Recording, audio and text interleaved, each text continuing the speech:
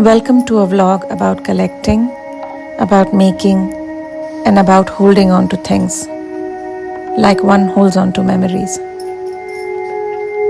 These clay dolls have been with me for over 35 years. They are not part of today's project, but they do belong in the world I make things in. This vlog is really about ephemeral objects, jewelry, images, fragments, and about how they find their way into the things I create.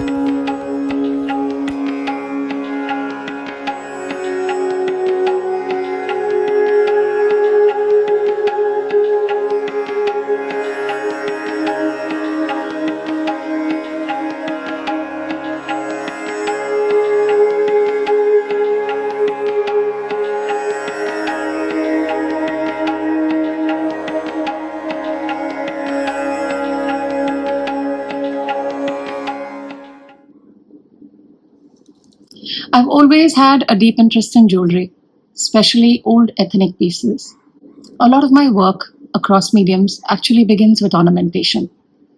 You'll find them painted onto my work, decoupaged onto my work, embedded in boxes, attached to frames, even stitched onto throws. For me, it's not fashion for fashion's sake.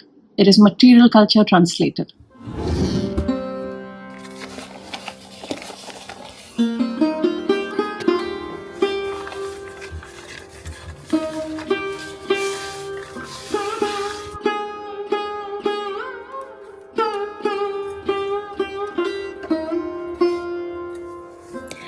I found this studio photograph in a flea market titled The Burden of Jewelry.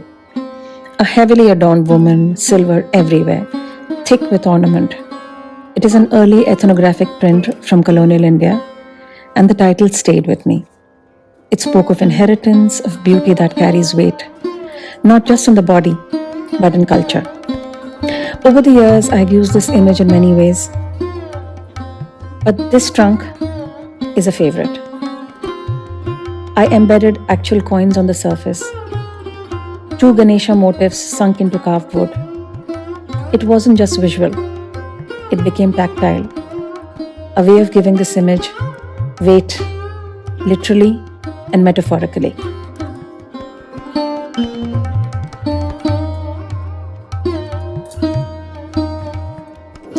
Yet another image I really love. A girl child, she's fully adorned, jewelry from head to toe. And just look at that face. There's nothing hesitant. She stares straight into the lens, confident, alive. I've returned to this portrait again and again. It has found its way onto multiple products, heirloom trunks, upholstery, and multiple textile products. This one in particular is a Burmese actor's chest. I repurposed it as a memory archive, placing the girl in the center and around her pieces of the world she might have inhabited. Motifs of garments, ornaments, and fragments of visual culture. This little gem came with intricate brass wire detailing across the top and the sides, and masterful artistry concealed within the lid. It has this beautiful carving inside, compartments that were once used to house hair, makeup, oil, and costume fragments of the actors. And because this box was dedicated to the girl child, I added parts of an old pendant which happened to have the figure of Ma Durga beaten on silver onto the circular bits that pre-existed inside the trunk.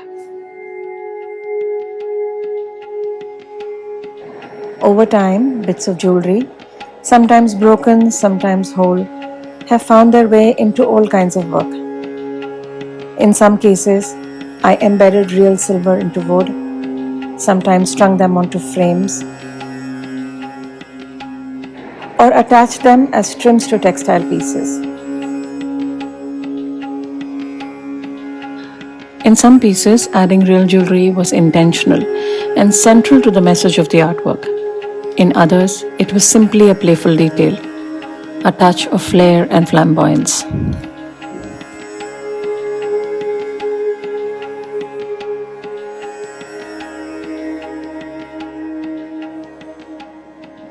Although my intention of working with old jewelry when I do is to treat them as collectible archival material, finding new contemporary ways of using them.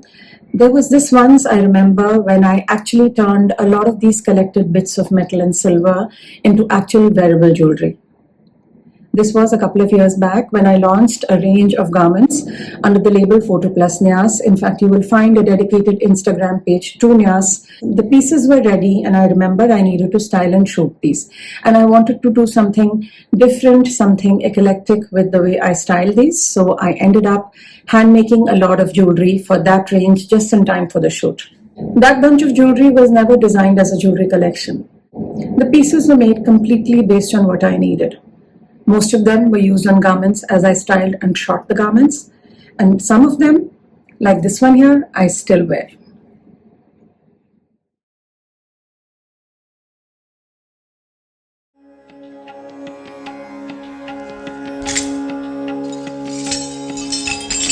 These old Banjara coins were collected over years, and when I needed them, some of them came together in this one piece.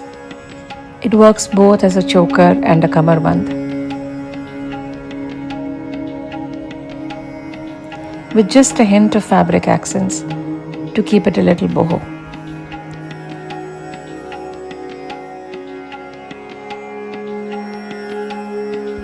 Almost all the pieces on the mannequin here are handmade.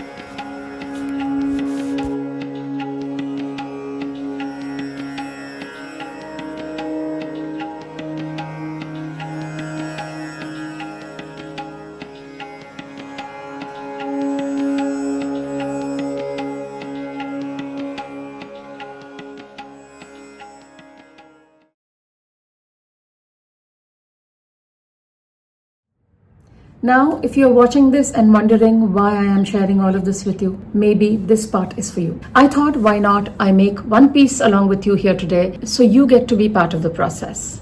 A very important disclaimer here, I really do not work with anything fancy. Jewelry making supplies, what are they?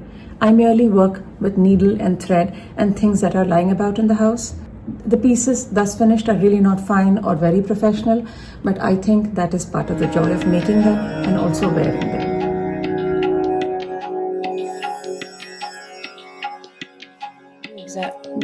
Before I start showing you what we are going to make, let me quickly run you through the materials here. Beads I have made using scrap fabric, bits and pieces I have saved, old jewelry, cowrie shells, ghungroos. Again, I have like odd pieces only because I have saved them from other larger pieces, because I never throw these beautiful things away. These beads, in fact, used to belong to a curtain that my mother had hanging in my childhood home. You can guess how old these beads are, guys. Embroidery threads, old coins, which of course I have plenty of. Pieces I've saved from old dupattas. Actually, crumbling old jewelry. You can see this used to be a bracelet. Pom-poms from my kids' craft box. Broken but too gorgeous to throw away. Silver pendant. Scissor, thread, needle. And I had this old kachi piece, just quite old, and if you can see, the colors are quite frayed, so I'll possibly change these trims here. But I wanted to use this as a pendant. Isn't it really striking? And it will definitely make a beautiful piece. Even if I don't wear it on my person, it will look great as a piece of decoration. Trims that I usually make, and these threads that I get my tailor to make, and I use this to string my jewelry.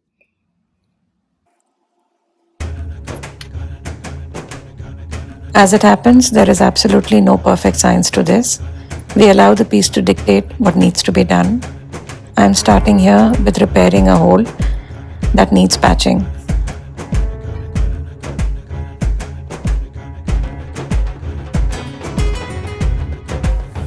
Just a little bit of trial and error, trying to place different things to see what looks best. I have decided to attach the large Afghan silver pendant to the base, and I'm using the threads that exist on the pendant from its previous avatar rather than cut it away. It's a good idea to use in a matching thread. However, here I'm using white color thread on purpose, so it shows up on the camera and you are able to see what I'm doing.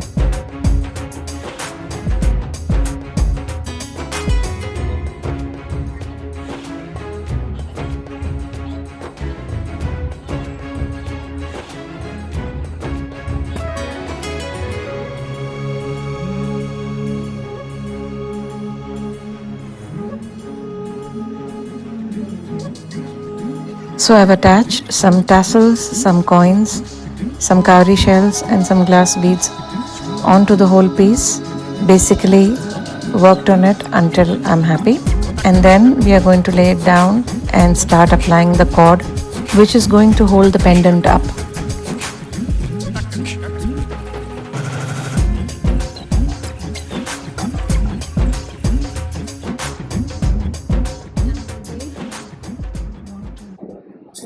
And the way I want to finish this is to loop it here and then curve this so this hangs on the side as we wear it in an interesting accent.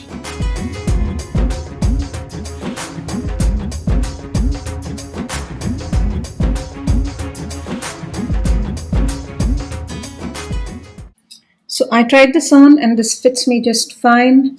I'm going to now finish the loop bit. Also a few rough stitches here so this stays in place as we work on it. So we're going to take a contrasting thread, maybe this nice bright yellow color, and cover this bit up. Also cord this bit up. So that is the thread, and I have started winding it to cover.